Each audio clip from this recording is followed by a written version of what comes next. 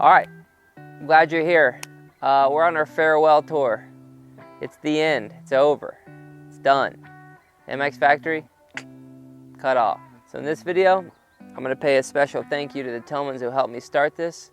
But first, I gotta tell you a story. All right, so the story goes like this. I go to Hawaii for a motocross camp. I'm in Hawaii, I make a friend there, his name's Donnie. Donnie lent me a bicycle to ride every trip that I went there. Donnie had heard that I moved to Austin. Donnie called me, he said, hey, I got a client, he's actually my brother. He'd be a great client for you, here's his phone number. I never called that number. About 2 or 3 months later, I'm doing a camp here in Austin, totally unrelated track. This place is not here yet. In my camp, I talk about Hawaii. A fellow in the group says, I have a brother that lives in Hawaii. And I'm like, oh yeah, what's his name? And he said, Donnie. I'm like, Donnie on Maui? He's like, yeah. I was like, oh, that's a coincidence because Donnie told me to get a hold of you. I never got a hold of you.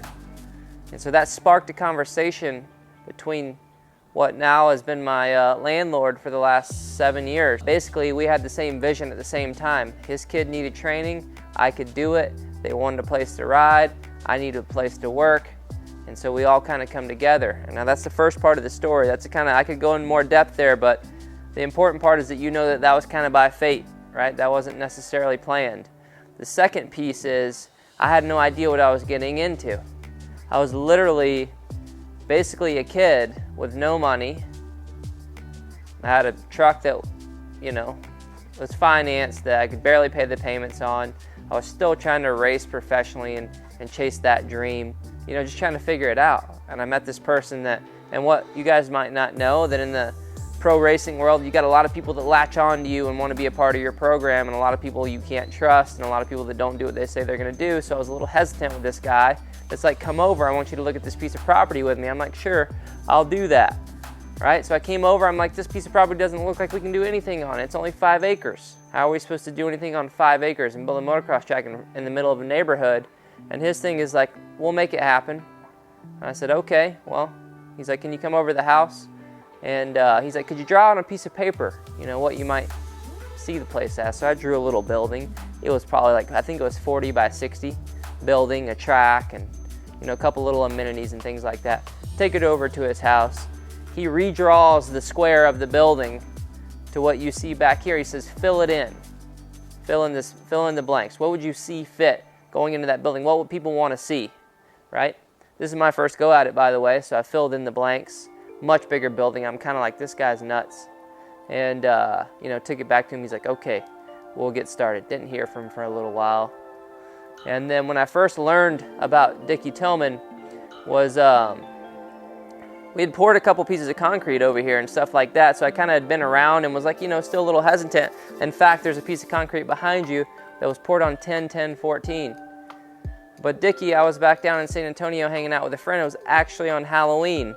So October 31st, 2014, he calls me at about 11 p.m. at night and said, where are you at? This is when I learned the first thing about Dickie. I said, well, I'm at this Halloween party. He's like, well, we're about to start pouring concrete. You gonna make it? And I'm like, well, what time? He's like, well, here in a couple hours. I'm like, so you're talking about 1 o'clock in the morning? He's like, yes. I'm like, okay, I'll be there. It took me 2 hours to drive here. Got here right when the truck started rolling in. I assumed that I was just gonna check on it, hit the sack. He was letting me stay in the house out here, right? And so I assumed that was gonna be the journey. But what I learned was that we weren't gonna sleep at all, and we were gonna work all night, okay? And what we did was we worked all night, and I thought that I had to prove myself, so I worked right along with him.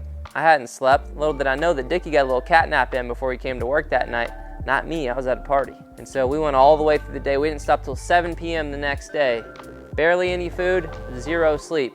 Poured the whole concrete slab that you guys see behind us that building sits on. I learned my first lesson on what it feels like to truly work hard and make it happen in that moment.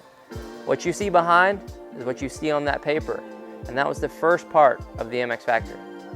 So that's the beginning. Let's add a little context to that story. From there, we started riding out here, Dylan and I, which is Dickie's son. That's who I was coaching at the time. And we built a track in the back, and then I slowly started to do lessons. I had done lessons many years prior in different locations, Florida, San Antonio, Cycle Ranch. We started doing it here, and we slowly started to attract a group of riders that were coming out, and we would fairly consistently train. It was nothing, guys. It was nothing.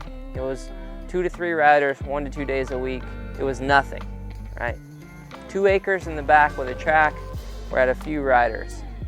And you know, come on in. I gotta talk a little bit of numbers, because not only do I want you guys to understand what it means to work hard and to make stuff happen, but I also need the Tillmans to understand what they've allowed to happen here too. So coming on in, I've done some numbers.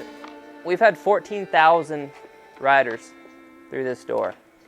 And the significance of that isn't necessarily a numbers thing. It's the fact that we started with nothing. 0 riders, 0 following. We had no Instagram. We had no YouTube. All we had was a little bit of knowledge and a lot of bit of willpower. And even my employees that work for me now don't even know that part of the story, where there was nobody here, there was nothing. I remember hiring my first employee, and I won't even call him an employee, I'll call him a helper, right? And I was like, whoa, you know, like I have a helper. This is a thing. I have enough riders where I need a helper. And it's kind of surreal to look back, because I've built my life in this location. So it's like a bit heartbreaking to leave it, because there's a lot of things that's happened here. If you think about 14,000 people, imagine all of the good stories, all of the good moments, all of the good times, all of the good feelings. This place is literally, and this isn't me just saying this, it's literally changed people's lives forever, and how they function, how their family functions. A lot of people. And so when I'm going through the motions of like moving out, like this space used to be all full of dirt bikes, we're like slowly starting to get our stuff out of here and move on.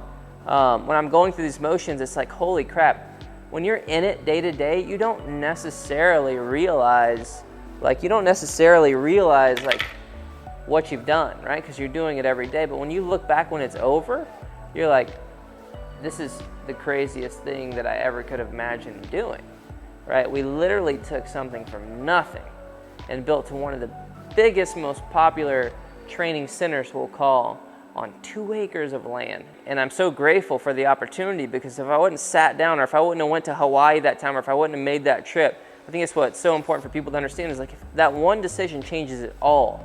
It changes it all. And when we go up to the track, kind of show you the track, you can get an eye on the track, you can understand that. A lot of you guys have seen these videos, and you understand what we got back there, but some people maybe haven't.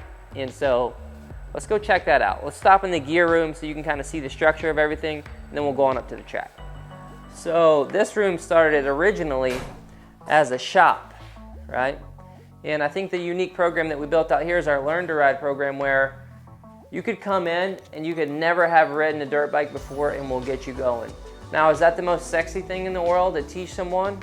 Is how to ride just like never ridden before? No, but we understood at an early time in this that we had a couple issues here. We had noise that was an issue, so if we rode loud bikes all the time, we have neighbors all around. If we did that, we're gonna put ourselves in a bind, right? So what do? We ride trail bikes. Well, trail bikes aren't for everyone, so what kind of bike is that for? That's for new riders. The more I put new riders on trail bikes, the more I understand that most people need to ride slower bikes to get better. So that developed my whole ideology on everything that we teach on the MX Factory channel. Right? I understand that you have to take these steps slower and actually rep them out in an environment that doesn't make you anxious, i.e. on a slow bike, to actually get them. Some people can get them on a race bike that goes really fast, but most of the time it's a lot easier for an average rider to get it on something slower. So we built that out, and we have, like I said, 14,000 people come through, most of which are new riders or beginner riders. We run a whole nother place that we do our racers at. So this is our little gear room. It's nothing crazy. This is where my whole life changed, basically, up here.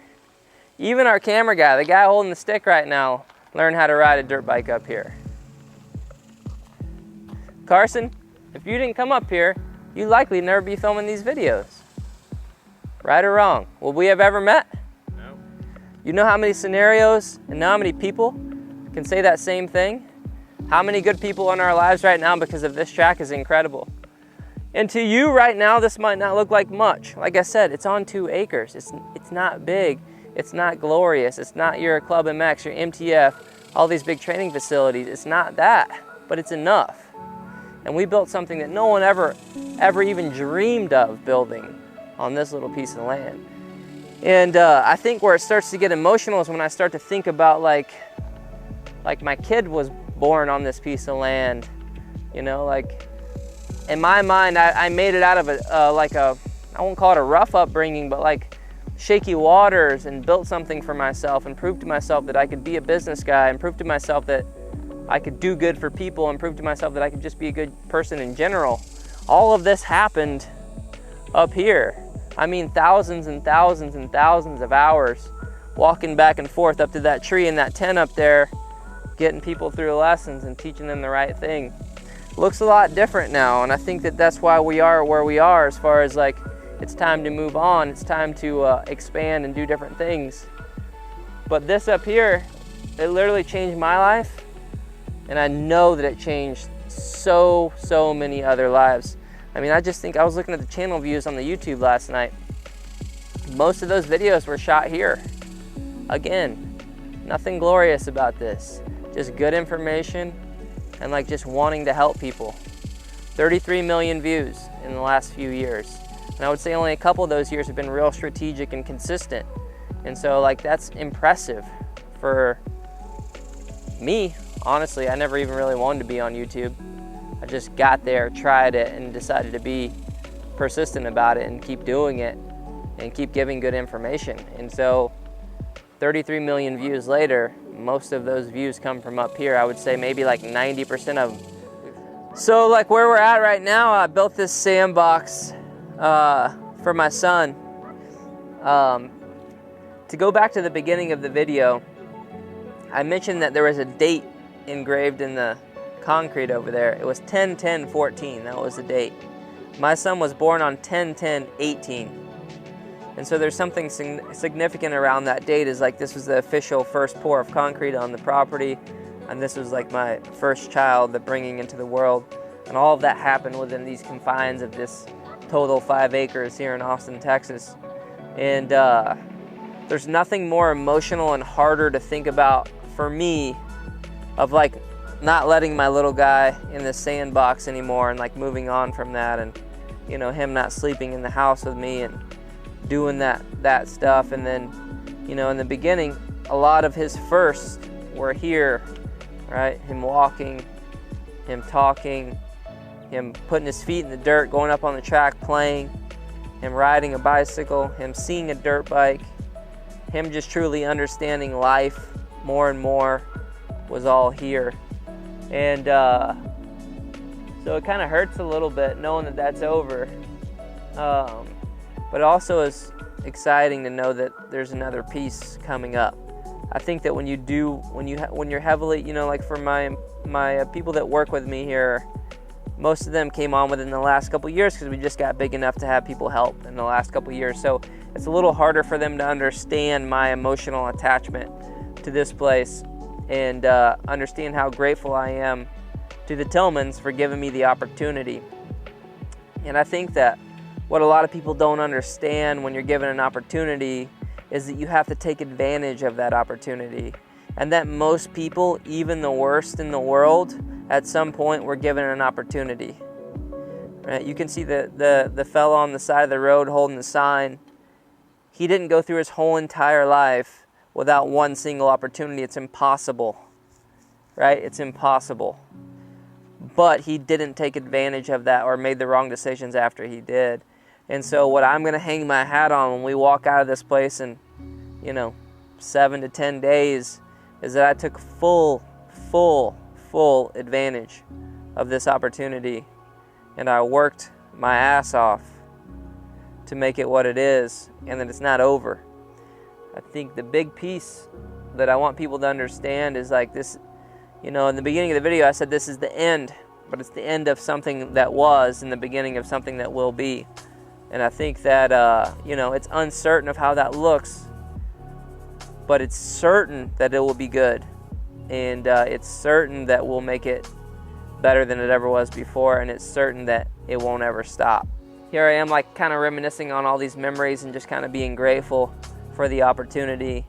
And again, thanking the Tillmans for, really Dickie, Dylan was too young at that point to see anything in anyone else, right? He's still in high school, and figuring himself out. He's doing great now and working hard and doing all this stuff with Dickie. But Dickie at that point saw something in me that he trusted, one, to put me on his property, and two, to help me get started in something that he didn't even know about.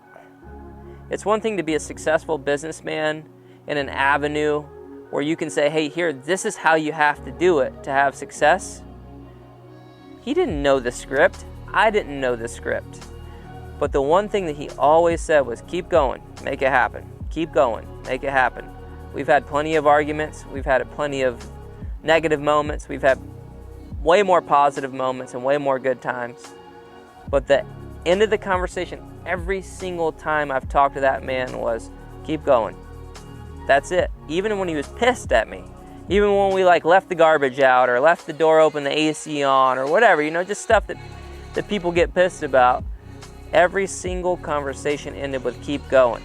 Even when it's like, hey, the time's up. Lease is up, time's up. It's time for us to have our playpen back, right?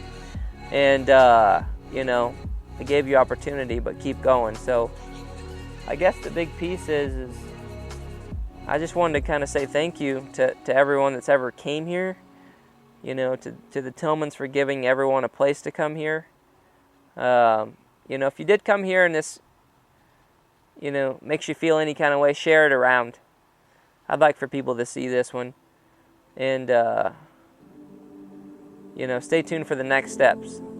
I think that's going to be exciting. I think it gives us an opportunity to rebuild. I think it gives us an opportunity for all the viewers out there in the world that we don't get to necessarily work with too much. It gives us opportunity to get more involved with you, shoot more videos, to be more present online. We've been real busy here the last 3 years, real busy.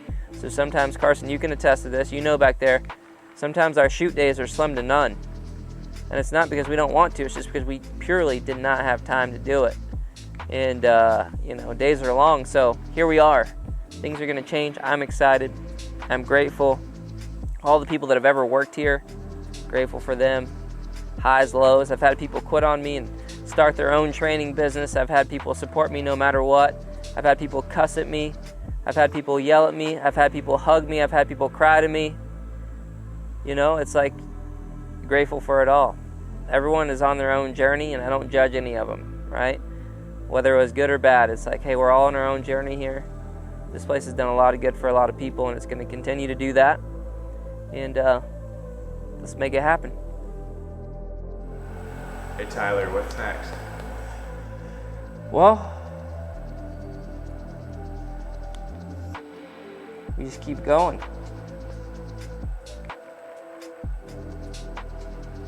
We're going to fill in this box. Stay tuned.